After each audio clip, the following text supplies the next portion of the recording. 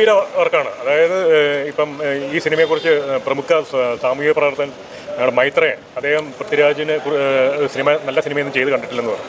പക്ഷേ ഇത് അദ്ദേഹം കാണണം. അദ്ദേഹം ഈ സിനിമ കാണാതെ പറഞ്ഞു. കാരണം ഈ സിനിമയിൽ അദ്ദേഹത്തിൻ്റെയൊക്കെ അഭിപ്രായത്തിൽ അദ്ദേഹമൊക്കെ മുഖം നോക്കാണ്ട് ഓരോ പൊളിറ്റിക്കൽ നേതാക്കളെയും കുറ്റപ്പെടുത്താറുണ്ട്, വിമർശിക്കാറുണ്ട്.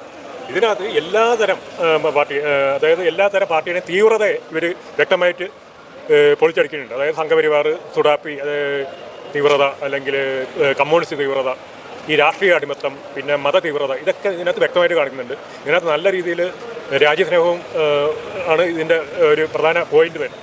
പിന്നെ സമൂഹത്തിൽ നടക്കുന്ന ഡ്രഗ്സ് മാഫിയയും എല്ലാത്തിൻ്റെയും നല്ലതും ചീത്തയും ഇതിനകത്ത് വ്യക്തമായി കാണിക്കുന്നുണ്ട്. അപ്പം അത് അതിനൊക്കെ ഒരു അങ്ങനെയുള്ളൊരു സബ്ജക്റ്റായിട്ട് ഈ സിനിമ മാറുമ്പോൾ അത് ചെയ്യാൻ ലാലേട്ടൻ കാണിച്ച ആ താല്പര്യവും, ഇത് പ്രൊഡ്യൂസ് ചെയ്യാൻ ആന്റണി പെരുമ്പാവൂർ നിർമ്മാതാവ് വരികയും പിന്നെ